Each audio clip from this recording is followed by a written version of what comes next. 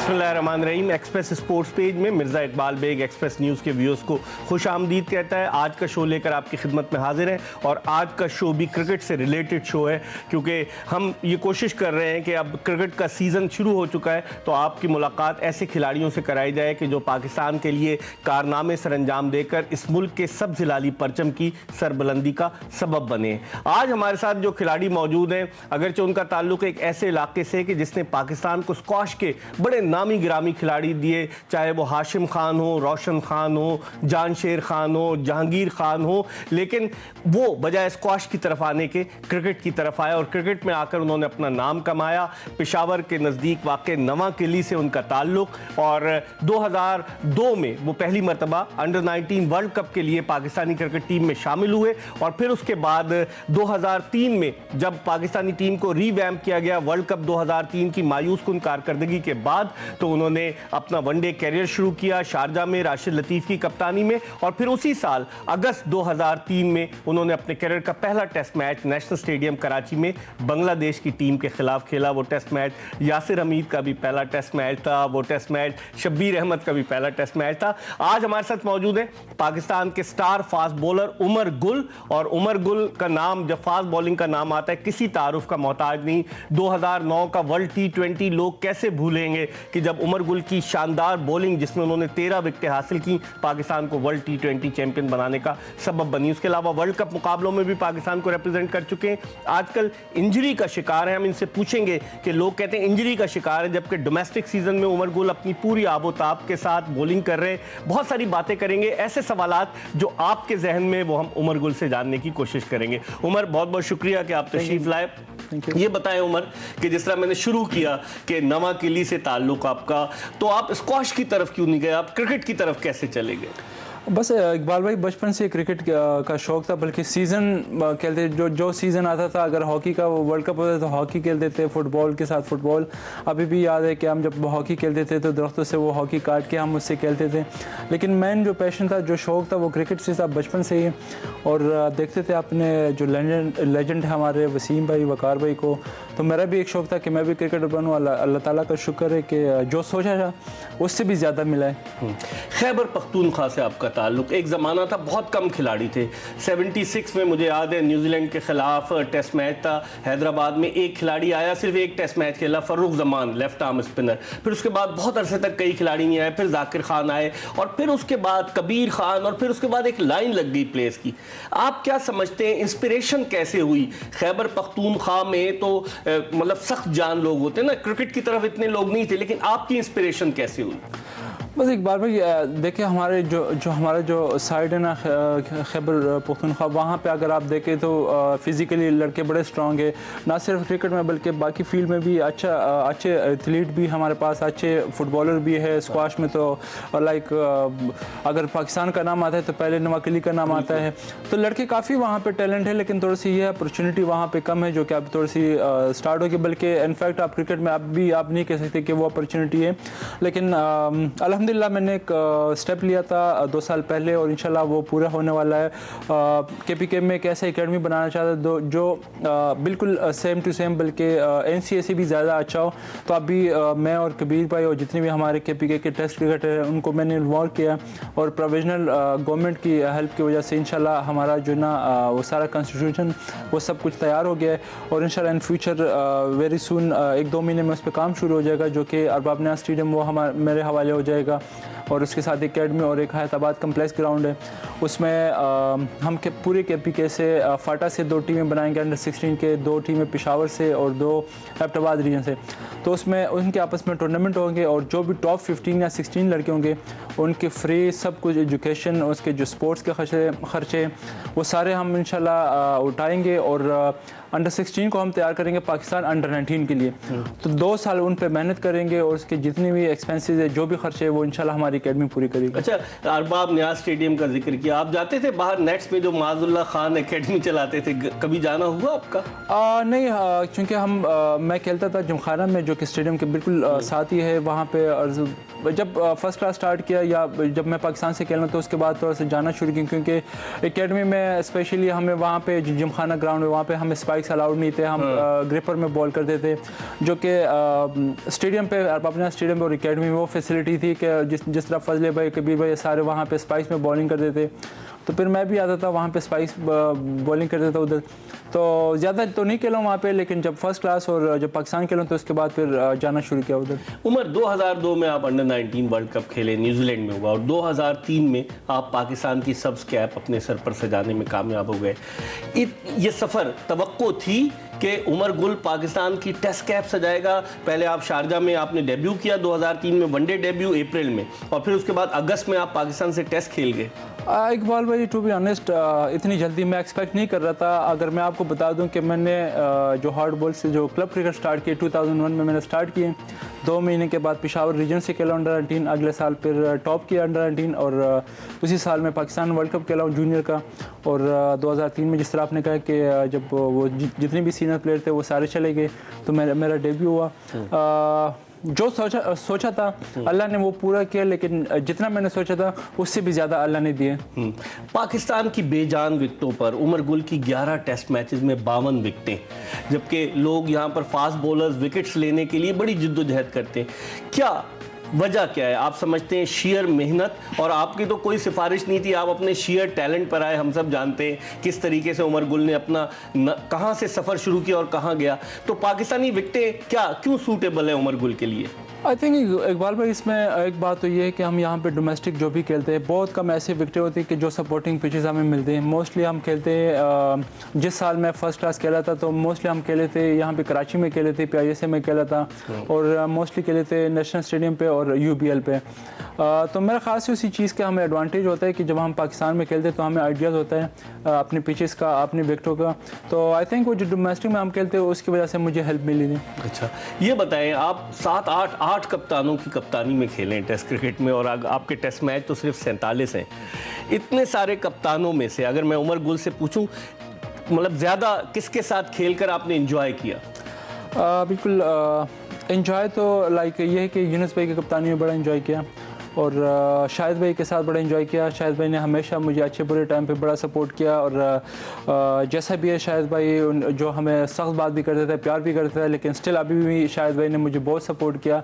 मैं खेलता हूँ या नहीं खेलता, वो बंदा है वाहिद, वो बंदा है कि जब मैं इंजर्ड था तो उसने मुझे फ़ोन किया, मेरा पूछा अभी रिसेंटली। तो आई थिंक शाहिद भाई के साथ और यूनुस भाई के साथ बहुत एंजॉय किया मेरे।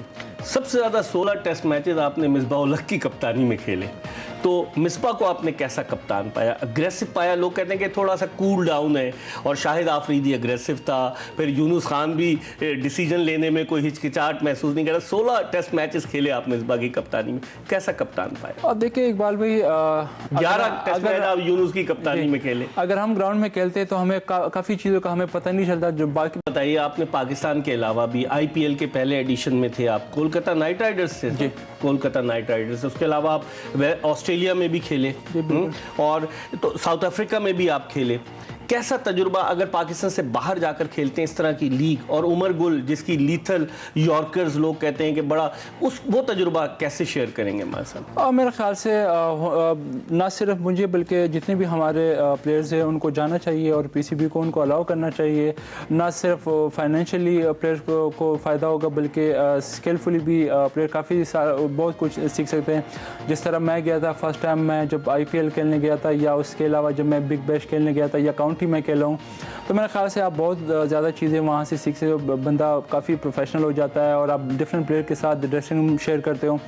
तो जिस तरह वहाँ पे था ऑस्ट्रेलिया में, मैं सिर्फ वाहिद पाकिस्तानी था, एक मैं था और एक सैल तनवीर, वो साउथ ऑस्ट्रेलिया से खेल रहा था। तो आई थिंक काफ़ी चीज़ है वहाँ पे हमने सीखे। ना सिर्फ आपको आपके स्किल में इम्प्रूवमेंट आती है, बल्कि आप डिफरेंट पिचेस पे खेलते हो डिफरेंट प्लेयर के साथ, तो काफ़ी लाइक हेल्पफुल होता है ये चीज़ें। तो ग्लॉस्टर शायर और ससेक्स की जानिब से भी आप काउंटी मैं ससेक्स से खेल रहा हूँ। ससेक्स से आप खेले, तो वो तजुर्बा कैसा रहा इंग्लिश काउंटी क्रिकेट का? बड़ा अच्छा रहा, और अल्हम्दुलिल्लाह जहाँ अगर IPL की बात करें या बिग बैश में में या ससेक्स से अल्हम्दुलिल्लाह परफॉर्म किए, तीनों फॉर्मेट में, तीनों लीग्स में मैंने परफॉर्मेंस दिए और बड़ी अच्छी एक रेपुटेशन वहाँ पे हमने छोड़ी पाकिस्तानी प्लेयर्स के लिए। जो एक टाइम पे थोड़ा सा हमारी रेपुटेशन ख़राब हो गई थी, कुछ प्लेयर्स डिसिप्लिन वाइज थोड़े से वो इग्नोर कर रहे थे पाकिस्तानी प्लेयर्स को, स्पेशली काउंटीज़ में। तो मेरे ख्याल से यूनुस भाई ने शेफिल्ड शील्ड में बड़ा अच्छा वो वहाँ पे एक हमारे लिए एक मैसेज दिया कि नहीं, हम प्लेयर बड़े मेहनती है और टैलेंटेड है।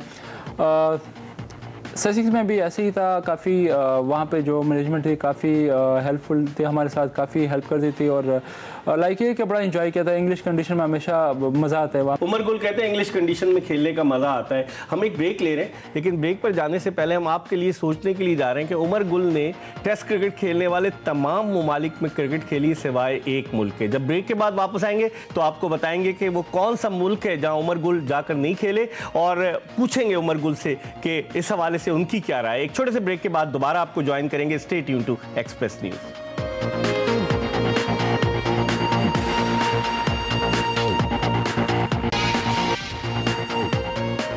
ब्रेक के बाद एक मरतबा फिर पाकिस्तान के star fast bowler Umar Gul के साथ Mirza Iqbal Baig Express sports page में आपको खुशामदीद कहता है। ब्रेक पर जाने से कबल हम उमर गुल से बात कर रहे थे और हम सवाल छोड़कर गए थे कि आप बताएं 11 टेस्ट मैचेस में पाकिस्तान में उमर गुल ने 52 विकेटें हासिल की और फिर न्यूजीलैंड में उमर गुल ने 6 टेस्ट मैचेस में 25 विकेटें हासिल की। उमर सारे ममालिक में खेले, आखिर जिम्बाब्वे में आप नहीं खेल सके, क्या उसकी वजह क्या समझते हैं? हालांकि 2003 से आप इंटरनेशनल क्रिकेट खेल रहे हैं। हाँ बिल्कुल, लाइक आप कह सकते हैं कि बिल्कुल डेफिनेटली हर प्लेयर का दिल चाहता है कि वो जितनी भी टेस्ट नेशन है कंट्रीज वहाँ पे चला जाए। अनफॉर्चुनेटली 2-3 दफ़ा मौका मिला लेकिन इंजरी की वजह से नहीं जा सका। उमर गुल के साथ फिटनेस का क्यों प्रॉब्लम? 2013 में आपके घुटने का ऑपरेशन हुआ, फिर आपके कभी चोट लग जाती है और शारजा भी आप गए मुत्तहिदा अरब अमारात में। रीज़न क्या है? फास्ट बॉलर्स बहुत डिमांड करते हैं या उमर गुल के साथ इंजरी का ये एक साथ चोली दामन का क्यों है? नहीं इकबाल भाई, फास्ट बॉलिंग जो है बड़ा मुश्किल, लाइक ये एक कह सकते हैं कि डिपार्टमेंट है। फास्ट बॉलर के लिए फिटनेस का इशू होता है। बैट्समैन फिर भी थोड़ा बहुत वो चल जाता है, लेकिन फास्ट बॉलिंग के लिए बड़ा मेहनत करनी पड़ती है, स्पाइक्स पहनकर भागना और मुश्किल हो जाता है। और आजकल फिर ये कि विकेट भी बैट्समैनों को सपोर्ट कर रहे हैं तो ज़्यादा जोर लगाने पड़ते हैं। तो अल्हम्दुलिल्लाह पाकिस्तान के लिए काफ़ी परफॉर्मेंसेस दिए, लेकिन सम टाइम हो जाता है, इंजरीज वगैरह पार्ट ऑफ गेम है। लेकिन कोशिश करता हूँ कि हमेशा अपने आप को फिट रख सकूँ और 100% फिट होकर पाकिस्तान के लिए खेलूँ। 2008, उसके बाद 2005, 2008, 2014, 2015 ये ऐसे साल थे जब उमर गुल कोई टेस्ट मैच नहीं खेला। इसकी वजह क्या है? आई थिंक 2000 बल्कि 5 में नहीं खेले। जो श्रीलंकन इंसिडेंट हुआ उसके बाद 3 साल तो हम बिल्कुल ही टेस्ट क्रिकेट ही नहीं खेले। 2009 में हुआ था जी, फिर होम पे भी हमारे मैचेस नहीं हो रहे थे। और जो लास्ट टेस्ट सीरीज में खेला अगेंस्ट साउथ अफ्रीका जिसमें मुझे इंजरी हो गई थी, नी इंजरी हो गई थी, उसके बाद सेंचुरियन में जो था जी बिल्कुल वहाँ पे मुझे इंजरी हुई थी। तो मैं दो टेस्ट करके तीसरे टेस्ट से वापस आ गया था। उसके बाद सर्जरी हुई, काफ़ी मैं कॉन्फिडेंस था कि इंशाल्लाह कम बैक कर लूँगा। पाकिस्तान में तो ये रिवाज रहा है, रिवायत रही है कि खिलाड़ी जो बड़े बड़े खिलाड़ी, इवन मुझे तो अच्छी तरह से याद है, मैंने ज़हीर अब्बास को रोते हुए देखा प्रेस कॉन्फ्रेंस करते हुए कराची में। वो कराची में आखिरी टेस्ट खेलना चाहते थे 1984 में, उन्हें वहाँ सियालकोट में खिला दिया गया। वसीम अकरम जिस तरह से गए, वकार यूनुस जिस तरह से गए, जावेद मियादाद की मैंने प्रेस कॉन्फ्रेंस अटेंड की, बड़ी मुश्किल से वो 96 के वर्ल्ड कप के लिए गए। तो आप देखते नहीं कि पाकिस्तान में जिस तरह का ट्रेंड है, आप इसके बरक्स दीगर ममालिक में देखें, वहाँ खिलाड़ी बड़ी इज्जत के साथ रुखसत होता है, उसको एक वार्म सेंड ऑफ देते हैं। पाकिस्तान में ये रिवायत है और आप इससे बखूबी वाकिफ हैं, आप समझते हैं ना? बिल्कुल टोटली एग्री हूँ आपके साथ। बदकिस्मती से हमारे मुल्क में वो रिवाज नहीं और वो चीज़ नहीं है जो एक प्लेयर्स को एक लाइक सेलिब्रिटी को जो रिस्पेक्ट और जो इज़्ज़त मिलनी चाहिए, ताकि वो पाकिस्तान के लिए इतनी सर्विस देता है, इतनी परफॉर्मेंस देता है और पाकिस्तान का नाम पूरे दुनिया में रोशन करता है। तो मेरे ख्याल से ये प्लेयर को सेलिब्रिटी का हक बनता है कि वो उसके लिए मैं ले लूँगा क्रिकेट प्लेयर्स को कि जितने भी हमारे एक्स प्लेयर जो खुद ही रिटायर हुए, बोर्ड ने उसके लिए कोई फेयरवेल कोई मैच वगैरह कुछ भी नहीं कि आप दूसरे कंट्रीज में देख ले, उनके लिए स्पेशल मैच कराते हैं, उनके बल्कि स्पेशली उनके होम ग्राउंड पे कराते हैं कि उनके जो होम ग्राउंड होम टाउन के जो लोग हैं वो आके खुदा हाफिज़ करें। तो मेरे ख्याल से ये बिल्कुल इस चीज़ को हमें करना चाहिए और इसमें कोई बुरी बात नहीं, बल्कि ये एक प्लेयर का हक है और प्लेयर के लिए एक बड़े ऑनर की बात होती है। अभी आप नहीं खेल रहे लेकिन आपकी फ़ैन फॉलोइंग बड़ी ज़बरदस्त है, लोग उमर गुल की यॉर्कर्स को नहीं भूलें। लोग जो मिलते हैं आपके चाहने वाले, उनका जब आपके साथ इंटरेक्शन होता है, हर आदमी की ज़बान पर एक ही सवाल होता है, क्यों नहीं खेल रहे? तो फिर कैसे उनको आप डील करते हैं? इकबाल भाई, बिल्कुल आपने बिल्कुल सही कहा। अगर अब मैं फेसबुक देखता हूँ या ट्विटर देखता हूँ तो हमेशा लोगों की यही कि हम miss, even Pakistan team matches जीत भी रहे हैं, लेकिन स्टिल काफ़ी मुझे सलाम के बाद दूसरा मैसेज ये होता है कि हम आपके यॉर्कर को मिस कर रहे हैं, आपको मिस कर रहे हैं और आप क्यों नहीं आ रहे। तो जवाब, और इंशाल्लाह बहुत जल्द टीम में कम बैक कर लूँगा। हमारी गुफ्तगू जारी है उमर गुल से, और हम आपको बताते चलेंगे उमर गुल ने जो पाकिस्तान की जानिब से 126 वनडे इंटरनेशनल मैचेस खेले, उनमें इनकी कारकर्दगी इतनी अच्छी रही कि 76 मैच पाकिस्तान जीतने में कामयाब हो। आप अंदाज़ा लगाएं कि 50% से अबव। हम मज़ीद बात करेंगे, और जिस तरह ये कह रहे हैं कि खिलाड़ियों को अच्छा सेंड ऑफ नहीं जा सकता, मुझे याद है 2007 में इंज़माम उल हक को उस वक्त के PCB के चेयरमैन डॉक्टर नसीम अशरफ ने 1 करोड़ रुपए दिए थे। गद्दाफी स्टेडियम लाहौर में उन्होंने साउथ अफ्रीका के खिलाफ अपने करियर का आखिरी टेस्ट मैच खेला था। तो बाकी प्लेयर्स भी ये पाकिस्तान के सब्ज़लाली परचम के लिए खेलते हैं, और उमर गुल जैसा खिलाड़ी जो अनकॉन्ट्रोवर्शियल है, इनकी कोई कंट्रोवर्सी सामने नहीं आई, उनको भी यकीनन पाकिस्तान क्रिकेट बोर्ड को देखना चाहिए। एक ब्रेक के बाद जब वापस आएंगे तो कुछ और मजीद बातें करेंगे उमर गुल से।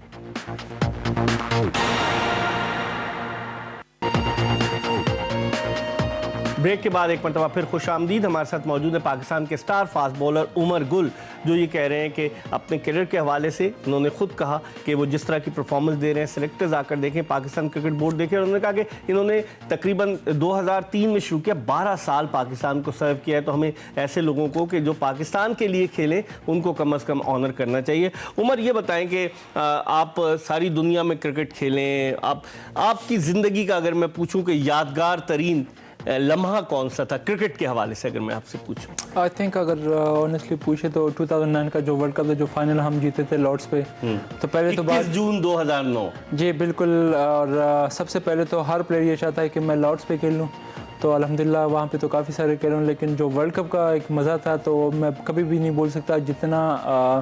जितना रश था और जितने ट्रैफिक जैम हो गई थी लंदन के शहर सड़कों पे, तो अभी भी मुझे याद है जितना क्राउड बाहर निकला था। इवन लंदन जैसे शहर में हमें सिक्योरिटी दे रहे कि आप लोग वेट करो, 2 घंटे हमें ग्राउंड में बिठाए रखे क्योंकि बाहर काफ़ी ट्रैफिक जैम है और काफ़ी लोग निकले हुए। तो मेरे ख्याल से बहुत ही वो लम्हा जो ना कभी भी नहीं भूल सकता। वर्ल्ड कप भी आप दो खेले, 2007 का वर्ल्ड कप और 2011 का वर्ल्ड कप, जिसका सेमीफाइनल हम मोहाली में भारत से हारे। 18 विकेटें थी 2011 के वर्ल्ड कप में आपकी। वर्ल्ड कप के हवाले से कोई रिग्रेट होता है भारत के खिलाफ, भारत पे खेलना और हम मैच हार गए? सोचता है उमर गुल अगर माजी की तरफ देखेंगे, यार ये मैच जीतना चाहिए था? देखिए, अगर खुशी का लम्हा और मेमोरेबल कोई टीम नहीं लग रही थी कि कप्तान जब भी मुझे बुलाता है कि आज वो बॉल करो, मैं रेडी होता था। और बैट्समैन ऐसा था कि मैं एक नेट में खेल रहा हूँ, अपने बॉलर को, बैट्समैनों को बॉल करता हूँ।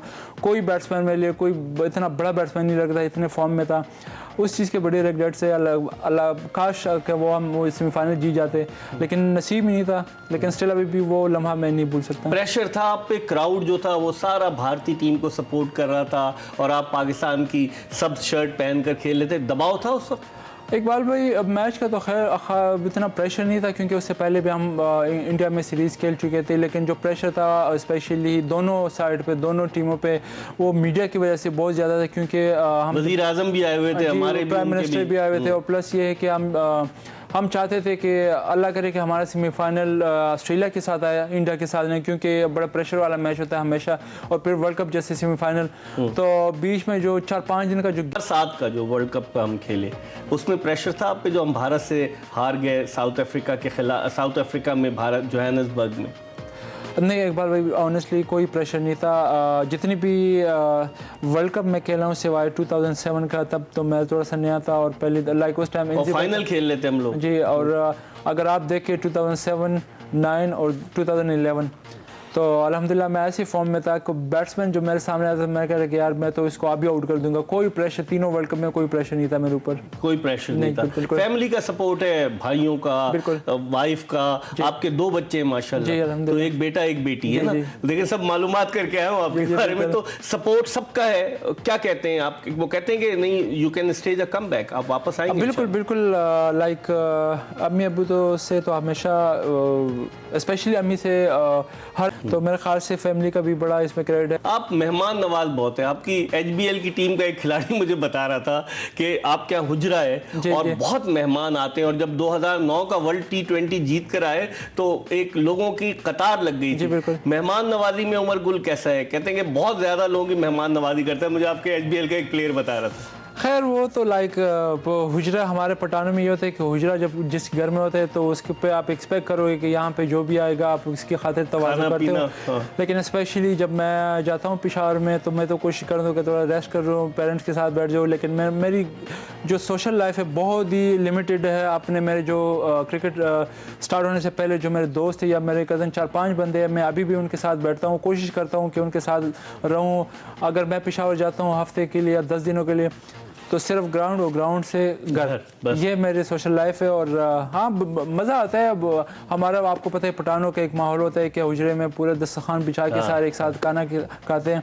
और जहाँ तक जो 2009 वर्ल्ड कप जो हम जीते थे और जो लोग आए थे, तो अभी भी मैं अपने इलाके के जितने भी नवाकली के लोग हैं बड़े रिस्पेक्ट दिए, बड़ी इज़्ज़त दी है। तो मेरे ख्याल से ये उन लोगों का हक था मेरे पे कि जिस तरह उन्होंने मेरा इस्तकबाल किया, जिस तरह खुशामदीद उन्होंने कहा, तो मेरे ख्याल से मेहमान नवाजी फिर आपका फर्ज था। हमारी गुफ्तगू जारी है, प्रोग्राम का आखिरी ब्रेक ले रहे हैं और ब्रेक के बाद जब वापस आएंगे थोड़ी सी मजीद बात करेंगे। उमर गुल से कहीं जाएगा नहीं, हमारा इंतजार कीजिएगा। ब्रेक के बाद एक मरतबा फिर खुश आमदीद। उमर गुल से गुफ्तगू हो रही है। इनके हुजरे का जिक्र किया, नवा किली से इनका ताल्लुक पेशावर में और जहाँ से स्क्वाश के खिलाड़ी आए। उमर ये बताइए, खैबर पख्तूनख्वा से भी जुनैद खान फास्ट बॉलर आया, खैबर पख्तूनख्वा से एक ज़माने में फजले अकबर था, जाकिर खान 80s में खेले। शौक़ है, फास्ट बॉलर उभर कर आ रहे हैं। रियाज आफरीदी तो फाटा से आया, वो एक ही टेस्ट खेला। कितना शौक़ है खैबर पख्तूनख्वा में फास्ट बॉलर बनने के लिए, क्योंकि जिस्मानी तौर पर मजबूत होते हैं वहाँ के रहने वाले? बिल्कुल इकबाल भाई, वहाँ पे अब तो माशाल्लाह काफ़ी लड़के ऊपर आ रहे हैं अंडर 19 लेवल पे, और इमर्जिंग में काफ़ी लड़के आ रहे हैं। फिज़िकली बड़े स्ट्रॉन्ग है और उनके बेल्ट और हाइट वगैरह जो अगर आप देखें तो फास्ट बॉलर ही बिल्कुल लगते हैं। और अल्हम्दुलिल्लाह जिस तरह मैं खेल रहा हूँ या जुनैद आगे या इसके अलावा कबीर भाई या फजले अकबर जिस तरह खेलें, तो दूसरे भी जो यंगस्टर हैं हमारे वो भी चाहते हैं कि हम भी पाकिस्तान के लिए सर्व करें और हम भी एक फास्ट बॉलर बने। तो बड़ा शौक है वहाँ पे भी क्रिकेट का, बहुत ज़्यादा शौक है। डोमेस्टिक क्रिकेट आप काफ़ी अरसे से खेल रहे हैं, तकरीबन कोई आपको 14 साल तो हो गए डोमेस्टिक क्रिकेट खेले। देखते हैं पाकिस्तान की डोमेस्टिक क्रिकेट का अगर कंपैरिजन करें दुनिया के दीगर ममालिक की डोमेस्टिक क्रिकेट से, क्या एक्सपेक्ट करते हैं? बाज़ लोग कहते हैं यहाँ खिलाड़ियों को उतने पैसे नहीं मिलने चाहिए जितने मिलते हैं। बाज़ लोग कहते हैं इंफ्रास्ट्रक्चर स्ट्रॉन्ग होने चाहिए, पिचेज अच्छी होनी चाहिए, सपोर्टिंग विकेट्स होनी चाहिए। आपकी क्या राय है? मेरे ख्याल से जो सबसे पहली बात है कि प्लेयर्स को फाइनेंशियली स्ट्रॉन्ग करना, अगर आप देखें तो 10 से 15 हज़ार मिलते हैं। लाइक मेरे ख्याल से ये इतने तो इससे ज़्यादा तो अगर हम कराची अगर हमारे आम लड़के आ जाते हैं तो मुझे अभी भी पता है कि यहाँ पे हम होटल में रुकते हैं तो एक टाइम का खर्चा जो है ना वो आपका है तकरीबन 1000-1500 से कम तो आप बिल्कुल नहीं मिलता। तो मेरे ख्याल से फाइनेंशियली सबसे पहले तो फाइनेंशियली आपको प्लेयर को सपोर्ट करना होगा, उनको स्ट्रॉन्ग करना पड़ेगा। दूसरी बात ये है कि हमें एक चीज़ डिसाइड करनी पड़ेगी। सबसे ज़्यादा इशू जो होते हैं यहाँ पे हमारे डोमेस्टिक में बॉलर की बहुत ज़्यादा इशू है। सही, क्योंकि कभी कोकाबुरा से खेलते हैं, कभी ग्रेस से खेलते हैं। बिल्कुल, कभी कोकाबुरा से, कभी ग्रेस, या कभी हम कोकाबुरा के शेप के वो ग्रेस बॉल बनाते हैं। अभी जो हम रिसेंट डोमेस्टिक खेल रहे हैं यहाँ पे बहुत ज़्यादा इशू है बॉल के, क्योंकि अगर आप उस पहले 10-15 ओवर है अगर उसमें आपने बैट्समैन को आउट कर दिया तो ठीक है, अदरवाइज जिस तरह के पिचेस बन रहे हैं पंजाब में तो हम खैर एक ही मैच खेले हैं, वहाँ पे भी हमें बिल्कुल टोटली फ्लैट विकेट, लो बाउंस विकेट मिले थे वहाँ पे। और बॉल ये है कि 20 ओवर के बाद कुछ भी नहीं होता, बस आप टोटली ये है कि आपने वेट करना है 80 ओवर के लिए कि दूसरा बॉल मिल जाए और इससे हम 1-2 आउट करें। तो मेरे ख्याल से अगर हम इंटरनेशनल क्रिकेट की होता है दोनों के लिए same goes to like batsman के साथ भी और बॉलर के साथ भी, क्योंकि बॉलर को वो एक्सपीरियंस नहीं होती कोकाबुरा बॉल की, और बैट्समैन जिस तरह के वो रन्स करते हैं जिन विकेट पे, हाँ बेशक आप पिचेस बनाए, बैटिंग पिचेस बनाए, लेकिन एटलीस्ट इसमें थोड़ी सी जान होनी चाहिए, बाउंस होनी चाहिए। जिस तरह आप देख ले इंडिया के जो बैट्समैन आते हैं वो टेक्निकली बड़े साउंड होते हैं, उनको आइडिया होता है कि लंबे रन्स किस तरह कर दें। अगर अब आपको अच्छे पिचेस मिलेंगे, अच्छे बाउंसी विकेट मिलेंगे उसको। सही, आपकी 419 इंटरनेशनल विकेटें हैं, T20 वनडे सबको मिलाकर। कोई, मैंने ये सवाल और भी प्लेयर से पूछा, कोई ऐसी विकेट जो आपको यादगार हो कि जिसको आप नहीं भूले? उमर गुल ने जिस बैट्समैन को आउट किया हो वो आज तक उसको भुलाना भी चाहे तो ना भूला, कोई ऐसी है या बहुत सारे ऐसी चीज़ें? नहीं इकबाल भाई ऐसी तो कोई नहीं है। हाँ अलबत्ता एक वाक़या है कि हम जब इंडिया सीरीज़ पे गए थे, जब वहाँ पे तेंदुलकर जब 99 पे खेल रहा था तो मैंने उसको जब आउट किया था, तो दूसरे मैच में वेरी नेक्स्ट मैच में फिर वो आया और वो 90s में था, और अभी भी याद है कि 97 पे आई थिंक वो खेल रहा था। तो राव सखार ने मुझे कहा कि अगर तुमने इसको दोबारा आउट किया 90s के अंदर ही, 100 के अंदर ही, तो मैं तुम्हें खाना खिला दूंगा। तो वैसे वो मैंने कहा चल ठीक है, वो मेरा ओवर आ गया, मैंने कहा चल ठीक है, बस डन हो गया। तो उसी ओवर में मैंने उसको दोबारा 97 2007 का टूर था। जी बिल्कुल 2007 का। बाकी यूनुस विकेट कप्तानी कर रहे थे जी आपकी, जी जी हाँ। बाकी विकेट तो अल्हम्दुलिल्लाह काफ़ी सारी है, लेकिन तेंदुलकर की विकेट जो है वो आपके लिए बड़ी अहम थी। एक लाइक आप कह सकते हैं कि एक वहाँ पे राव इफ्तिखार की वजह से वो मुझे याद है वो वाक़या अभी भी। मोटिवेशन। बस आखिरी मिनट है उमर, ये बताएं, इतना आपने नाम कमाया, जिस तरह से आप आए अपनी शेयर मेहनत के ज़रिए, सेल्फ मेड आदमी है, आपने अपनी परफॉर्मेंस से अपना नाम भी रोशन किया, मुल्क का नाम भी रोशन। अब भी उमर गुल के दिल में कोई ऐसी ख्वाहिश हो कि जिसे पूरा करना चाहता हो क्रिकेट के हवाले से? एकेडमी तो आप बना रहे हैं, आपने बता दिया। नहीं, ख्वाहिश तो ये थी कि जो अगर मैं पेशावर से खेला, पेशावर ने पहले मुझे एक नाम दिया, मैं आया हूँ। इस्लामाबाद से भी चले गए थे ना आप खेलने बीच में? जी, वो बस थोड़ा सा वो इंसिडेंट हुआ था पेशावर रीजन के साथ, तो इसकी वजह से मैंने स्टार्ट किया इस्लामाबाद से। तो अब कोशिश है कि इंशाल्लाह कि अगर मैं क्रिकेट छोड़ता हूँ और एक दिन आने है कि हमने क्रिकेट छोड़नी है, तो मैं चाहता हूँ कि अपने जो हमारे जूनियर है और जो गरीब लोग हैं उनके लिए कुछ कर सकूँ, ताकि मेरा क्रिकेट के अलावा भी लोग याद कर सके हाँ यार इसने क्रिकेट के लिए कुछ किया है। बहुत बहुत शुक्रिया उमर गुल के, आपने जज्बात मुलाजा किए। और आदमी जहाँ पलता बढ़ता है, जहाँ उसका ओढ़ना बिछौना होता है, रहन सहन होता है, वहाँ के लोगों का अगर वो ख्याल नहीं करेगा तो कौन करेगा। और उमर गुल की ये ख्वाहिश है कि अपने इलाके के लोगों के लिए कोई ऐसा, जब ये छोड़ जाएं क्रिकेट तो उसके बाद यंगस्टर्स को प्रमोट करें। हमें उम्मीद है कि आपको एक्सप्रेस स्पोर्ट्स पेज की ये एपिसोड पसंद आएगी। इंशाल्लाह अगर ज़िंदगी ने वफा की तो आइंदा प्रोग्राम में एक मरतबा फिर आपकी खिदमत में हाजिर होंगे। उस वक्त तक के लिए मिर्ज़ा इकबाल बेग एक्सप्रेस न्यूज़ की पूरी प्रोडक्शन टीम के साथ आपसे इजाज़त चाहता है। अल्लाह हाफ़िज़।